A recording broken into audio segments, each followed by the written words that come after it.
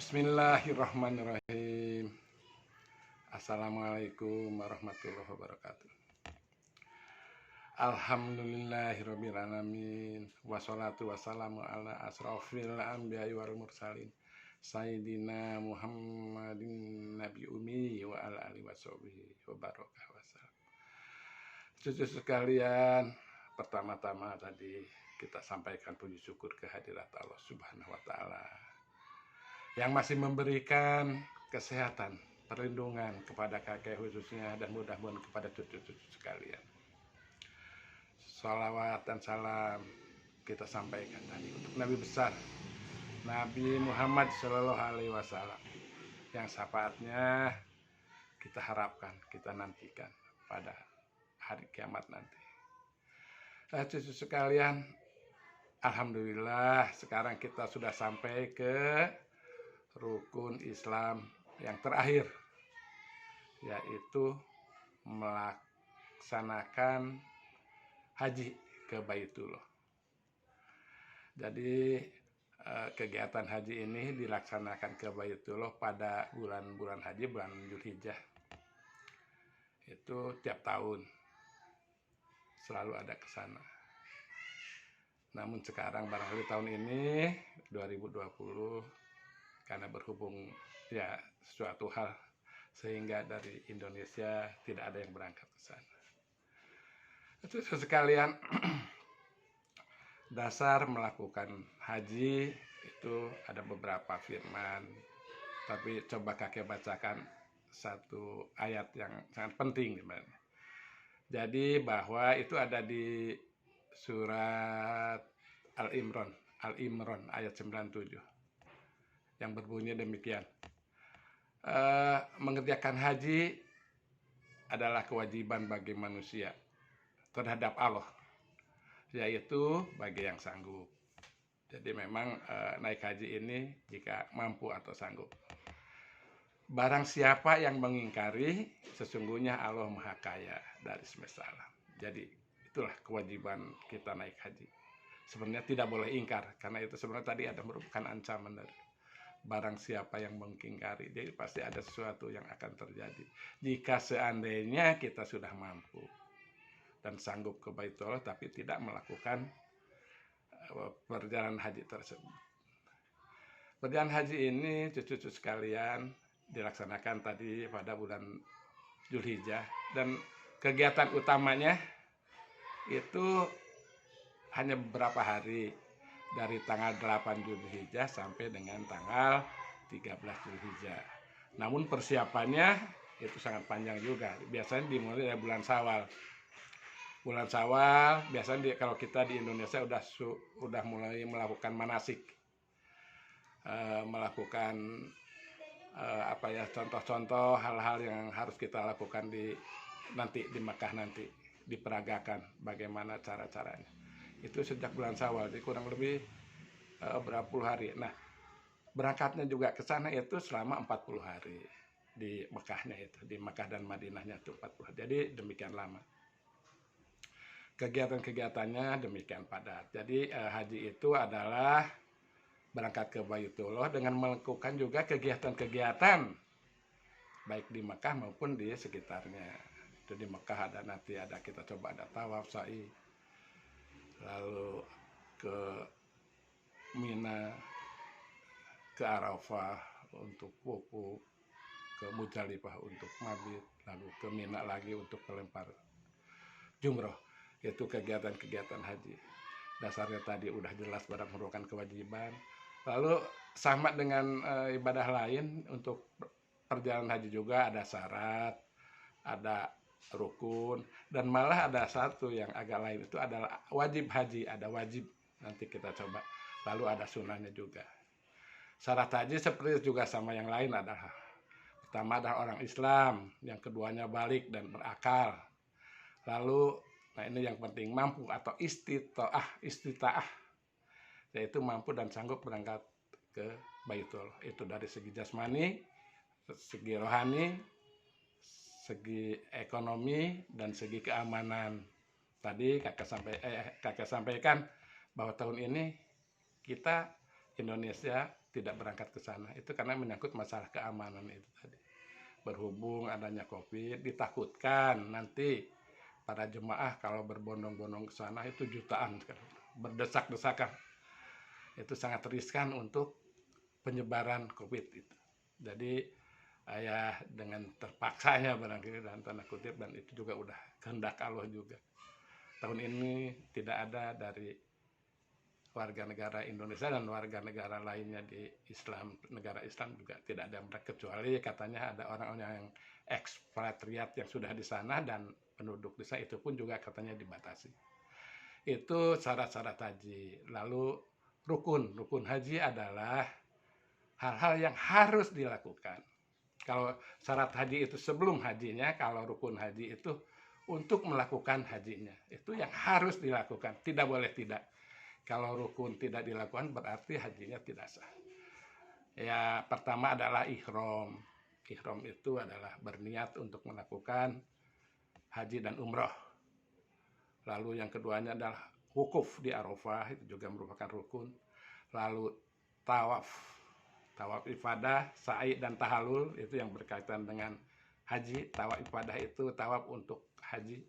Lalu sa'i, ada yang lari-lari kecil itu, dan tahallul setelah selesai. Lalu yang terakhir adalah tertib, itu harus dilakukan. Itu rukun yang harus dilaksanakan. Nah, selain rukun itu ada juga wajib haji. Wajib haji ini juga harus dilaksanakan, karena kalau tidak dilaksanakan itu memang tidak membatalkan hajinya, tetapi harus bayar denda. Ya, bedanya kalau rukun tadi itu adalah wajib dilaksanakan, kalau tidak batal hajinya. Kalau rukun itu harus dilaksanakan, kalau wajib itu bisa tidak dilaksanakan, tidak membatalkan haji, tetapi harus membayar denda atau dam. Pertama adalah harus ihram dari mikot ya, ihram dari tempat perbatasan di Tanah Haram kalau lagi mau berangkat. Tapi kalau itu berangkat ke hajinya itu ihramnya itu dari Mekah. Lalu mabit di Musdalifah. Setelah dari Arafah tadi yang rukun tadi, wukuf di Arafah, lalu berangkat ke Musdalifah untuk mabit. Nah, mabitnya itu sendiri adalah wajib. Lalu mabit di Mina itu selama kurang lebih dari tanggal 10 sampai tanggal 13. Mabit, nginap di Mina ya. Lalu melempar jumrah Aqobah tanggal 10-nya. Lalu pada tanggal 11, 12, 13-nya melempar 3 Aqobah itu. Aqobah 3 jumroh, yaitu Aqobah, Wusta, dan Ula. Itu merupakan wajib. Jadi boleh tidak dilakukan, tetapi harus bayar denda. Nah, setelah melakukan itu baru nanti kembali ke Mekah untuk melakukan tawaf ifadah tadi, tawaf Dan hal-hal lain yang wajib dilakukan adalah meninggalkan hal-hal yang dilarang. Itu juga wajib. Kalau dilakukan ya tidak membatalkan, tetapi harus bayar. Misalnya adalah memotong kuku, memotong rambut, menutup kepala bagi laki-laki, menutup muka untuk perempuan, memakai wewangian itu juga tidak boleh. Lalu menikah, kawin tidak boleh pada saat melaksanakan proses haji itu. Itu adalah wajib. Juga ada sunnahnya. Ya, sunnahnya ada beberapa, karena membaca talbiyah, labaik Allahumma labaik, labaik Allah syarikala labaik, minal hamda wa ni'mal, dan seterusnya itu. Lalu berdoa setelah baca talbiyah, lalu zikir pada saat melakukan tawaf. Jadi ada sebenarnya nanti pada saat berangkat itu dikasih doa-doanya, zikirnya. Nah, itu yang berupa sunnah sebenarnya. Jadi kita ya boleh juga kita tidak baca, karena tapi alangkah baiknya juga kalau baca. Biasanya itu subhanallah walhamdulillah walillahu akbar, dari Hajar Aswad ke rukun apa yang sebelahnya itu. Setelah separuhnya lagi kita berdoa, Robbana atina fid dunya hasanah wa fil akhirati hasanah wa qina adzabannar. Itu jadi memang sebenarnya kenapa harus jasmani kuat itu memang agak berat gitu ya. Pada saat pelaksanaannya ada wukuf di pertama berangkat ke Mina, lalu wukuf di Arafah, lalu berangkatlah mabit di Muzdalifah, lalu berangkat ke Mina untuk melempar jumroh sampai 4 hari itu. Dan itu berdesak-desakan sekali karena banyak sekali muslim-muslim dari berbagai negara ke sana. Ya itu memang memerlukan tenaga stamina yang kuat gitu. Sehingga kita harus mempersiapkan diri dengan sebaik-baiknya. Lalu apa kegiatan-kegiatan yang tadi kita sudah, lalu apa sih pahalanya kita melakukan haji itu? Kalau dari hadis-hadis ya banyak sekali. Ya satu adalah melaksanakan perintah Allah pasti. Kalau melaksanakan perintah Allah ya pasti dilaksanakan oleh pahala, tidak dilaksanakan kita mendapat azab tadi disampaikan. Kalau kita udah sanggup dan tidak melaksanakan gitu. Lalu yang banyak sebenarnya diharap-harapkan oleh sebagian meninggal di Mekah di sana itu. Kalau meninggal di sana itu bukan dianggap dimasukkan sebagai kelompok orang yang syahid, diampuni dosa-dosanya dan dilindungi dari siksa kubur. Tuh. Lalu di sana itu kalau sholat di Masjid Haram di Mekah itu afdolnya pahalanya itu 100.000 kali dibandingkan sholat di masjid biasa. Kalau di Madinah di Masjid Nabawi itu 1000 kali dari masjid biasa. Juga kalau di Masjid Nabawi itu ada keistimewaan lagi satu, yaitu yang dinamakan Arba'in, 40 kali. Jadi siapa-siapa yang melaksanakan sholat selama 40 kali berturut-turut tanpa terhalang dan mengikuti takbiratul ihramnya imam, itu memperoleh pahala itu. Itulah dibebaskan dari api neraka dan dibebaskan dari kemunafikan. Lalu ada lagi pahalanya adalah ya pasti kita dengan berangkat ke sana kita bisa iktibar dari kegiatan-kegiatan yang dilakukan di sana.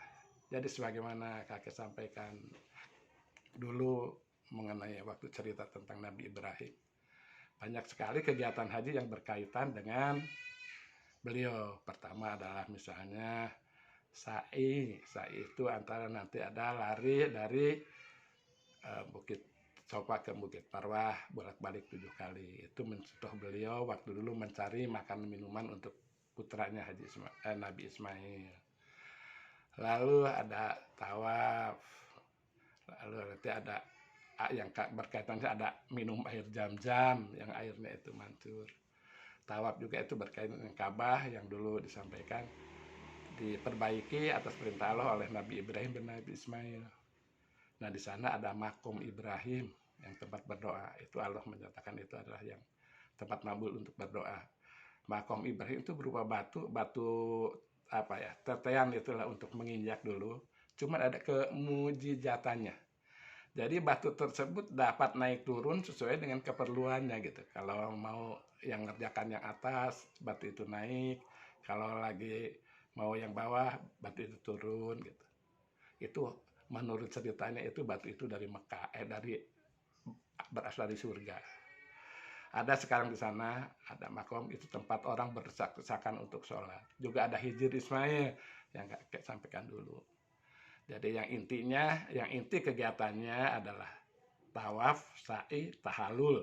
Lalu yaitu berangkat ke Mina, wukuf di Arafah, mabit di Muzdalifah, meningkat jumrah di Mina selama 4 hari. Hari pertama ada tanggal 10 itu Aqobah, yang 11, 12, 13 itu dinamakan Tasrik, itu melempar 3 jumrah itu. Setelah itu baru kembali, tapi sebenarnya sebelum itu sudah boleh tahlul dan kembali ke Mekah. Tapi biasanya kalau ada yang nafar akhir itu yang baru kembali setelah tanggal 13 itu disebut nafar akhir. Kalau yang setelah melempar Aqobah lalu kembali ke Mekah untuk tawaf, sa'i dan lain-lain itu disebut tawaf tani itu. Demikian cucu sekalian barangkali yang kakek bisa sampaikan mengenai masalah haji, sekali lagi mudah-mudahan kakek mendoakan semoga semua cucu-cucu, semua anak-anak, bapak-bapak, ibu semua bisa melaksanakan ibadah haji ini. Insya Allah kakek percaya mudah-mudahan dapat jadi kita secara utuh melaksanakan rukun Islam. Jadi kita bisa menganggap sebagai Islam yang lengkap, Muslim yang lengkap, dari mulai syahadat, sholat, puasa, zakat, dan naik haji. Insya Allah mudah-mudahan ya kakek sedih sih sebenarnya biarpun sudah dapat ke sana, tapi masih pingin juga gitu. Insya Allah kalau Allah mengersakannya, insya Allah kali gitu ya. Ada demikian cucu sekalian, sekali lagi mudah-mudahan kita selalu dalam lindungan dan hidayah Allah Subhanahu Wa Taala. Kita diberi kekuatan, diberi keselamatan menghadapi ya dalam tanda kutip lah cobaan dengan ada COVID ini. Karena cucu-cucu kan harus bersabar, belajar dari rumah, tidak bisa pergi kemana-mana gitu ya. Tapi nggak apa-apa, mudah-mudahan ada hikmahnya untuk kita semua. Cucu-cucu bisa mendengarkan video kakek ini dengan lengkap dari awal sampai akhir. Nah, mudah-mudahan ada ilmunya dan ilmunya itu bisa merupakan ibadah juga ya. Sebelumnya ya kakek biasa seperti membacakan doa. Siapa tahu ada yang salah ya selaku manusia barangkali dan sudah ya itulah bicara juga sudah susah gitu ya, banyak yang balibat lalu sudah agak-agak lupa, kadang-kadang salah ucap dan lain-lain. Semoga Allah mengampuninya. Bismillahirrahmanirrahim. Subhanakallahumma wa bihamdika asyhadu an la ilaha illa anta astaghfiruka wa atubu ilaik. Wassalamualaikum warahmatullahi wabarakatuh.